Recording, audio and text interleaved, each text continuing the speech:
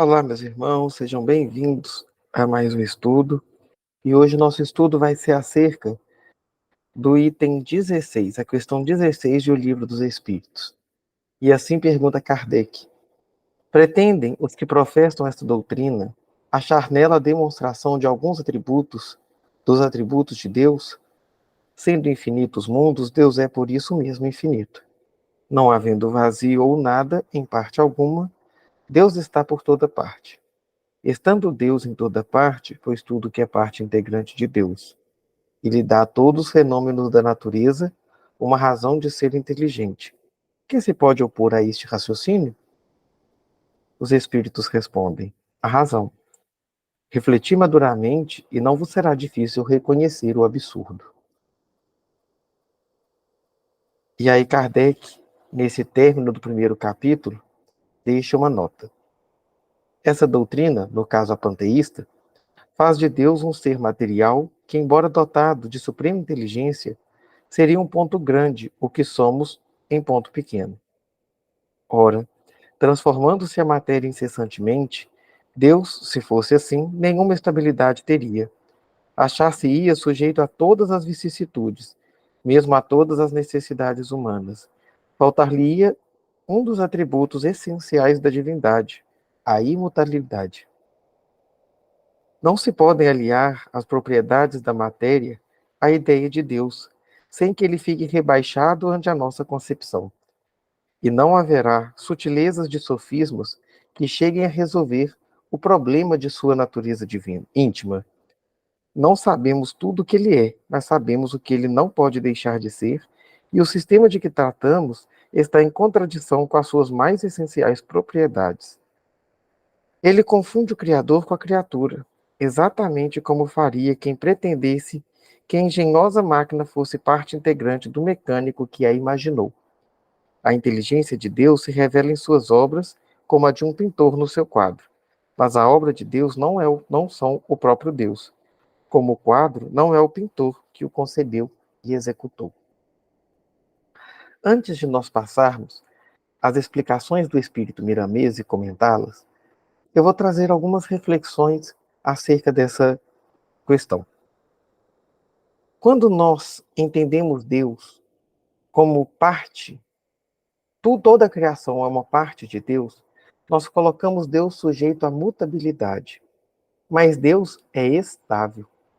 Ele não modifica a sua natureza. Ao contrário de nós, que vamos nos depurando no crescimento espiritual, galgando novos passos, dia após dia, rumo à evolução até sermos espíritos puros.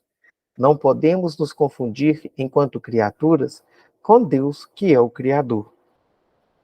A gente diz, dentro da filosofia, nos textos principalmente de São Tomás de Aquino, que existe uma teologia negativa, onde pela argumentação nós conseguimos compreender esse Deus a partir da via da negação.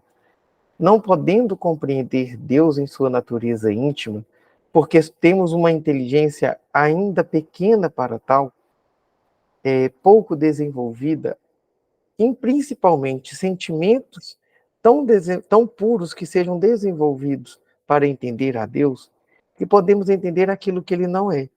Deus não é injusto, porque não cabe a Deus uma justiça que não seja completa e pura.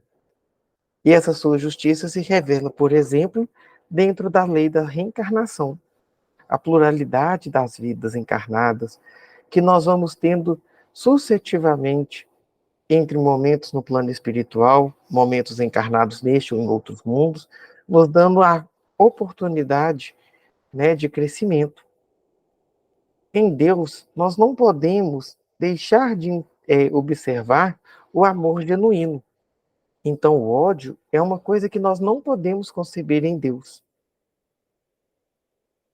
Então, pelas vias negativas, nós conseguimos compreender um pouco daquilo que se manifesta no nosso Pai. E outro argumento que a gente vai pegar lá na filosofia, vem lá da física, metafísica de Aristóteles, onde ele nos diz que em tudo há o primeiro motor. Esse primeiro motor é estável, e dá origem a todos os movimentos e todas as criaturas que nós percebemos.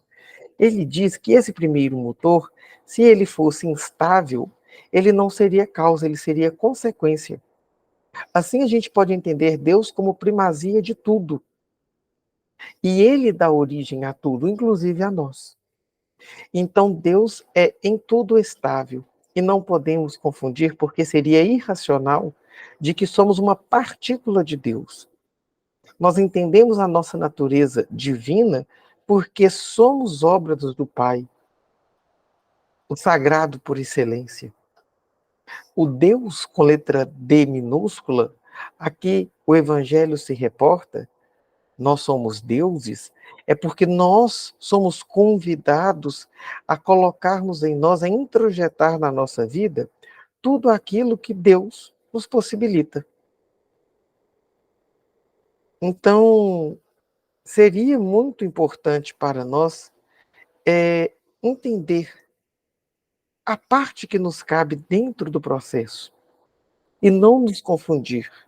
Porque se a gente se confunde com Deus, a gente quer tomar seu lugar. E aí a gente entra numa vaidade, porque queremos dar conta daquilo que não temos competência para tal. Se dermos conta somente do nosso lugar de criatura, e fazermos isso com excelência, já estamos num caminho maravilhoso, mas nem por isso deixa de ser árduo, deixa de ser desafiador. Então não somos uma parte de Deus, nós somos uma criação de Deus. E a partir do momento em que estamos em sintonia e intimidade com Ele, participamos de sua criação, como diz o Espírito Emmanuel, como elementos co-criadores. Por bondade e sabedoria divina, Ele nos dá a oportunidade de criarmos realidades que estejam em sintonia com a sua vontade. E quando eu crio para mim novas oportunidades de crescimento, eu estou utilizando da misericórdia, da bondade de Deus, que me compete criar realidades novas, momentos felizes, por exemplo, em consonância com Ele, que a tudo cria e possibilita. E aí, para ajudar esses esclarecimentos, o Espírito Miramês psicografa pelo médium João Nunes Maia o texto intitulado Deus é Espírito. E ele diz assim: se Deus é perfeito e é Espírito, não podemos compará-lo com as formas mutáveis.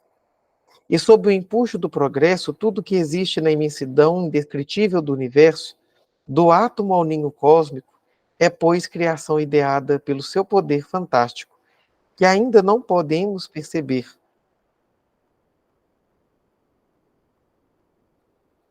Por nos faltarem sentidos para isso.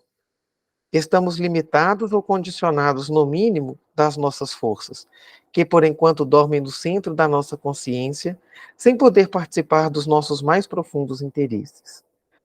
Por maior que seja, gente, o interesse do espírito no progresso, entendemos que enquanto habitantes de um mundo de provas e expiações, iniciando seu processo regenerativo, nós também temos que entender que o Deus mutável, em suas características, em seus atributos, seria uma concepção de Deus irracional. E isso Kardec já nos deixa claro. Mas o que Miramês nos ajuda a compreender é que muitas vezes nós estamos aprisionados, e ele deixa assim, limitados nas nossas forças.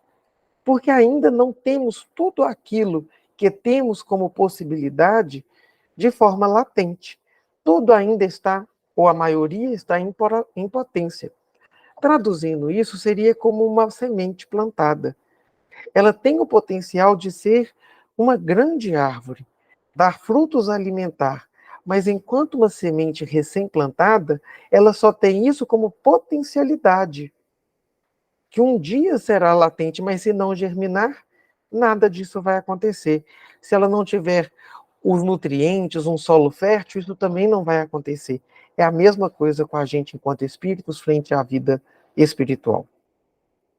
Nós podemos ter em potência muitas possibilidades de atuação junto ao Pai para criarmos esse reino, co-criarmos esse reino de Deus que Jesus nos fala no Evangelho.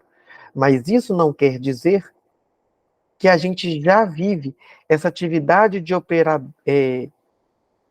operários da última hora, como nos diz o livro O Evangelho segundo o Espiritismo de Kardec. Mas ele nos mostra que podemos ser. E aí fica um desafio que é a retomada de nossa consciência plena dentro daquilo que estamos ainda limitados, mas já possibilitados de iniciar esse processo, para que a gente não viva a vida nos empurrando, deixando à mercê da sorte, mas como responsáveis, como experiências, como sujeitos ativos da nossa própria vida espiritual. Então, querer ir além de nossas potencialidades é um sonho, e esse sonho vai ser conquistado. Mas usufruir do máximo que já podemos é responsabilidade. Miramês continua. Somos crianças em comparação às grandes almas.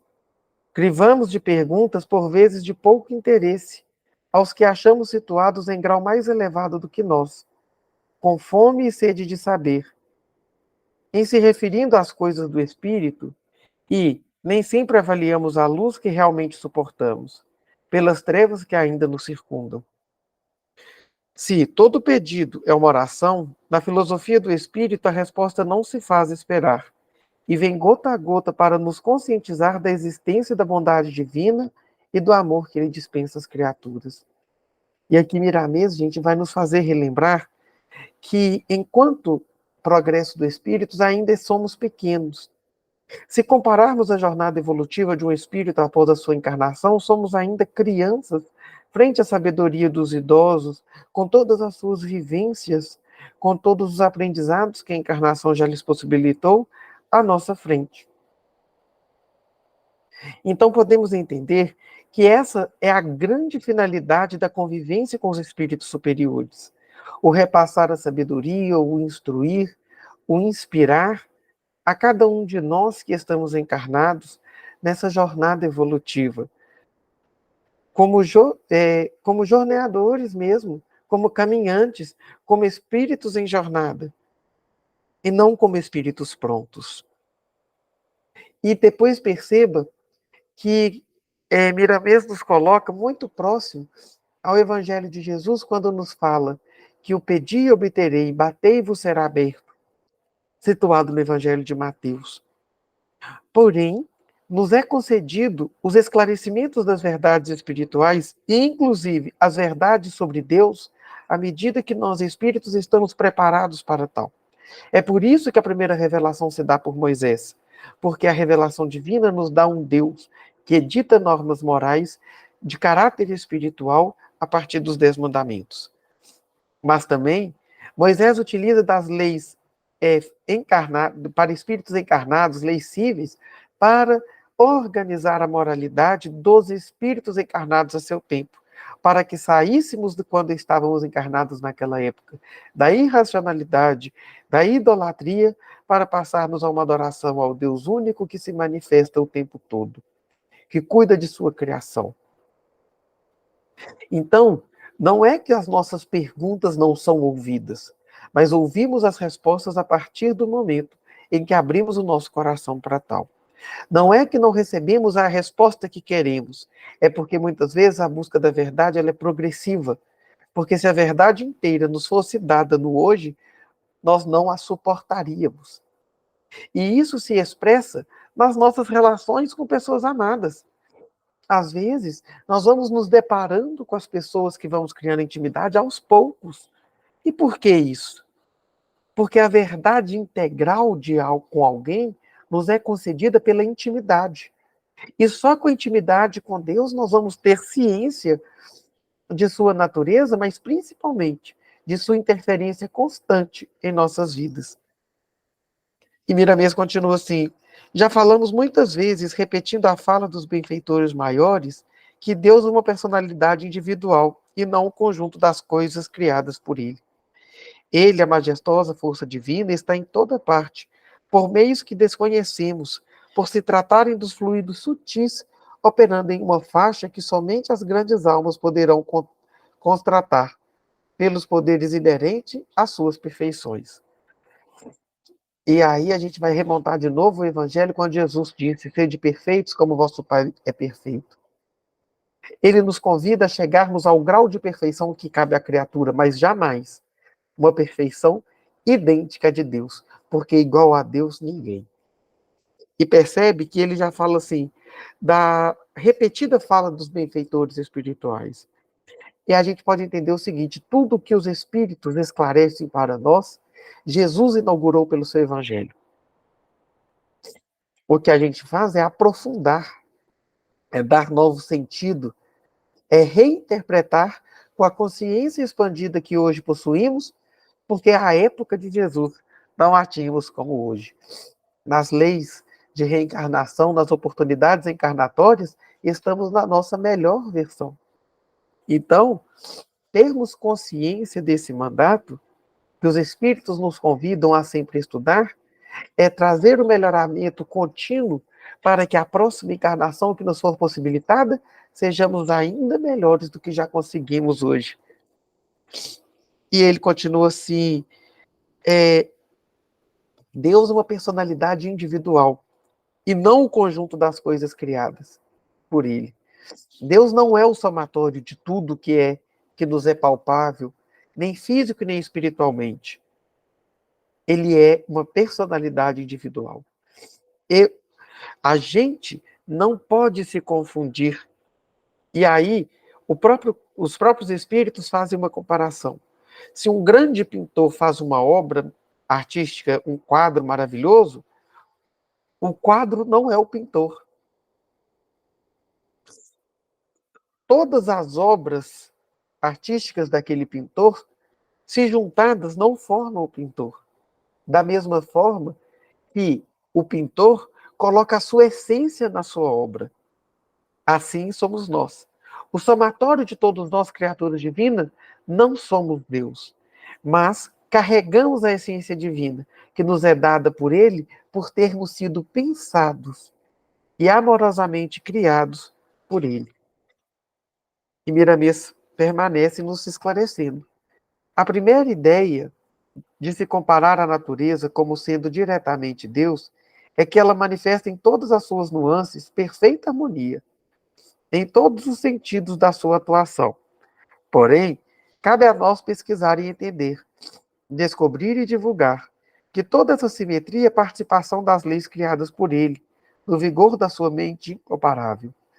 É, pois, sua imagem como um canal de televisão que reflete o vídeo, a perfeita estrutura do real, sendo que, no caso com a divindade, a perfeição é a tônica do ambiente. As imagens do Senhor são vivas e demonstram os seus mais puros atributos, nunca falhando nos seus mais delicados cinetismos no sustentar a vida. O visual do infinito não é Deus na sua unidade perfeita, como o quadro não é o pintor, comparando a obra com o autor.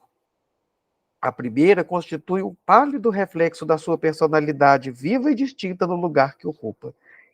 E aí a gente vai dar mais um passo nesse esclarecimento. A natureza divina, a natureza de Deus, nos é possível ser vivenciada. Quando a gente fala que Deus é amor, eu também possuo, enquanto criatura divina, a possibilidade do amar, não como o amor de Deus. Eu sou convidado a ser justo nas minhas relações, até com aqueles que não são injustos.